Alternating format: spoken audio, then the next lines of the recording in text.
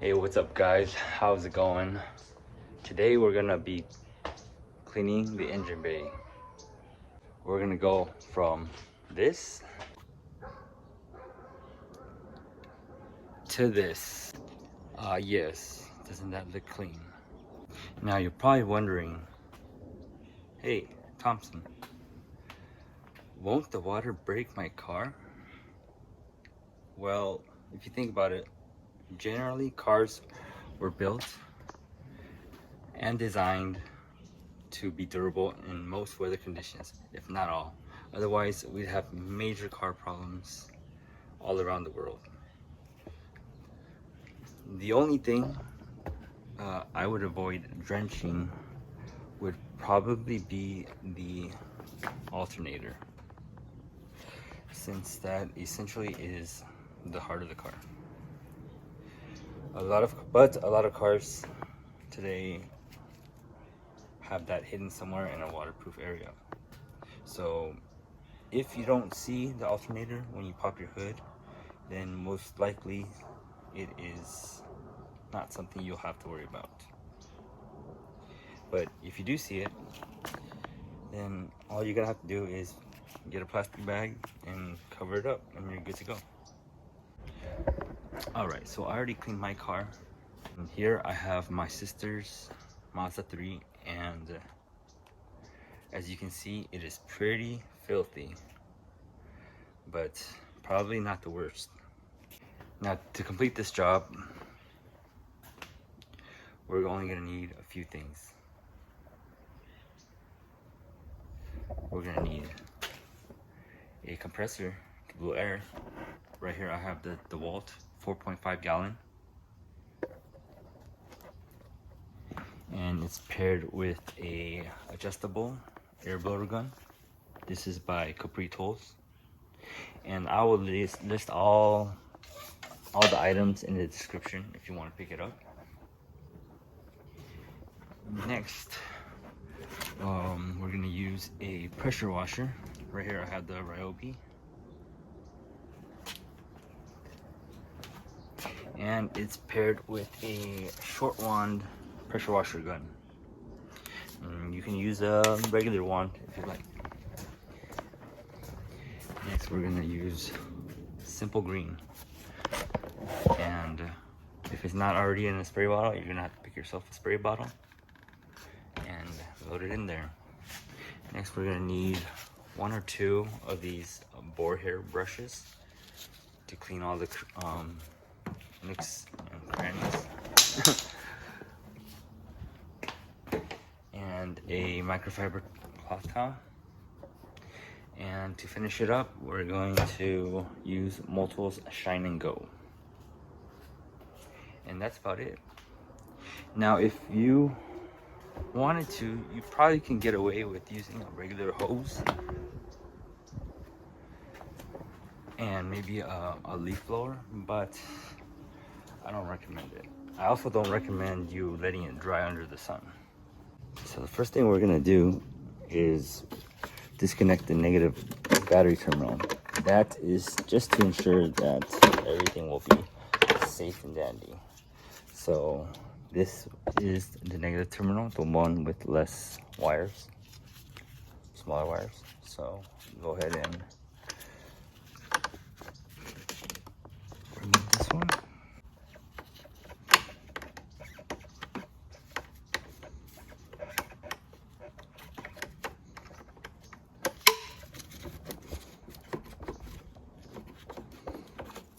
Okay, and we'll tuck it somewhere on the side so it doesn't fling up and touch the terminal. All right, that should do it. Now we can leave that uncovered because you see all that battery crust. What is that called again? we're gonna have to clean all that up as well. Now that that is unplugged, we can get started. Just kidding. We're gonna need a bag to cover up the alternator, just to keep it in place.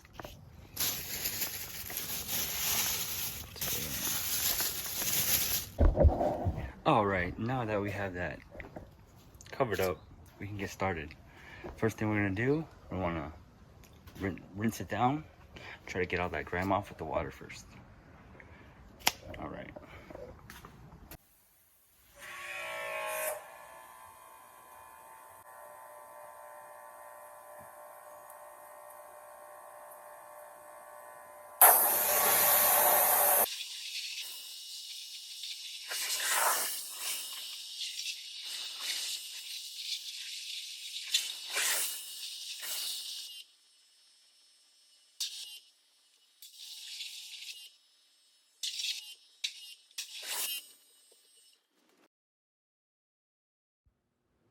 Alright, just by rinsing it down, as you can see, it's much better. But we're gonna make it even more better by cleaning it now. We're gonna take our simple green and spray the heck out of it.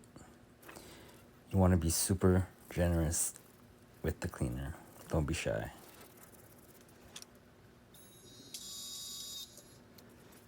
Forgot about the battery cup there.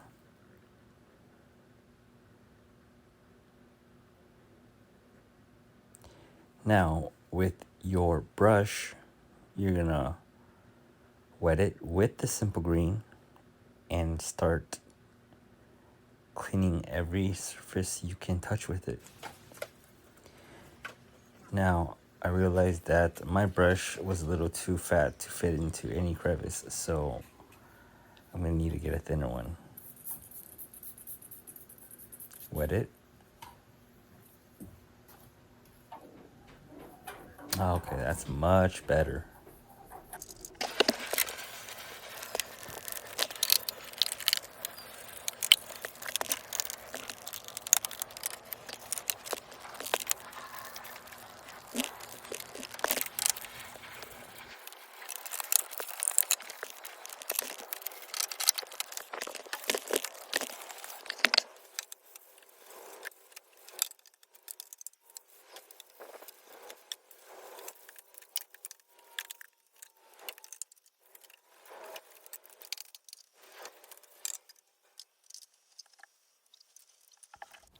Once you have everything brushed off and cleaned and degreased, go ahead and use your pressure washer and rinse all the soap off.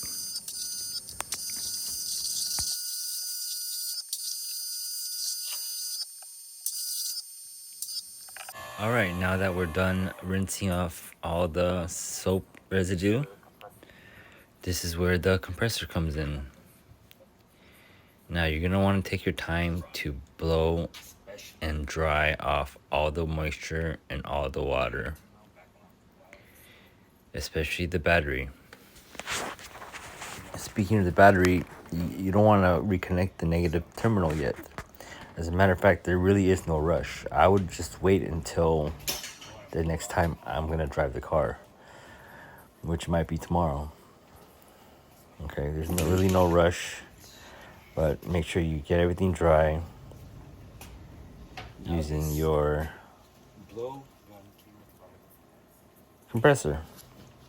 Now, the blowgun that I got came with several heads, and I like this one because it's kind of like a fan. It covers a wider area, but it's not as strong. So I'll be switching over to the pointed one in a little bit.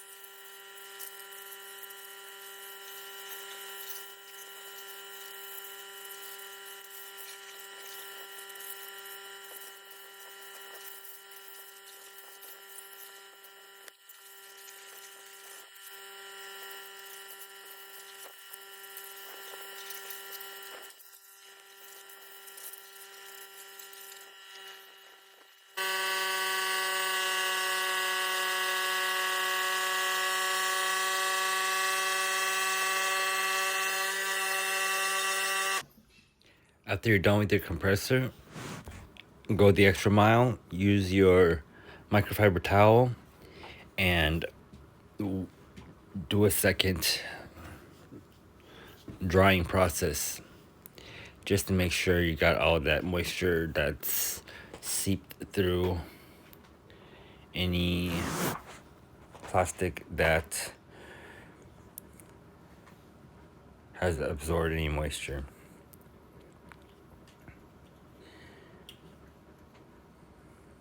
Oh, now I can take off the plastic bag that was covering the alternator.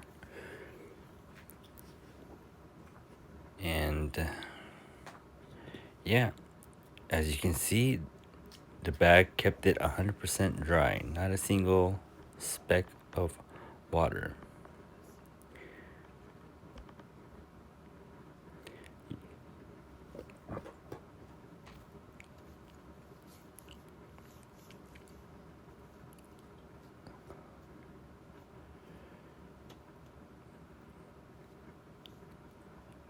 For me, there's two reasons why you want to make sure it's extra dry. One is if there are any leftover watermarks on your engine bay, it could potentially stain it permanently.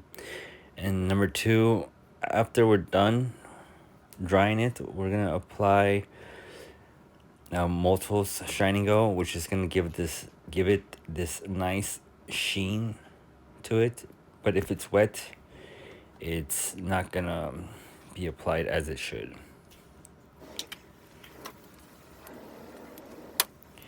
So now I'm applying the multiples.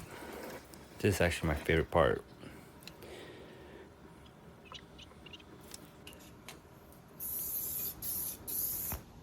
When you're done, don't just let this stuff sit on the engine bay. Go ahead and wait 5 to 10 minutes and wipe it down. 5 to 10 minutes and we'll be back.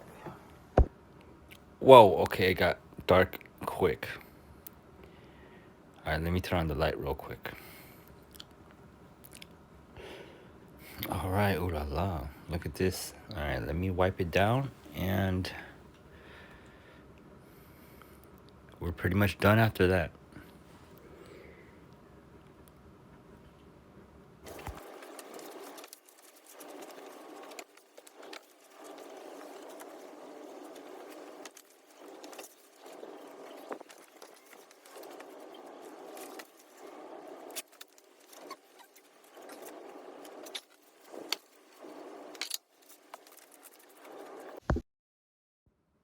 Now, after I made sure the battery and the terminals and the wires are 100% dry, I'm gonna go ahead and reinstall it.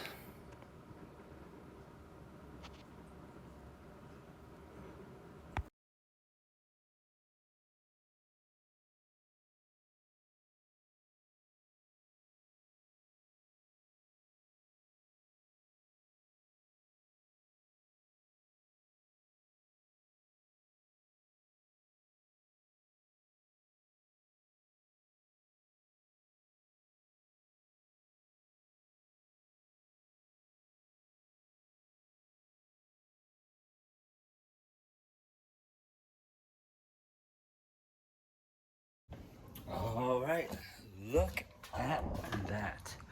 What a transformation. See, just within 30 minutes, less than 30 minutes, we turned this into this. So if your engine bay has been neglected and you want it to look as clean like this as it just came out of the dealership, or even better, you can go ahead and pressure wash your engine bay to get this outcome right here. You saw me do it. It was not hard at all. You needed only a few tools, a few clean supplies, and that is it. All right, well, if you liked the video or if you found it useful, please like and subscribe, and I'll catch you on the next one. Peace.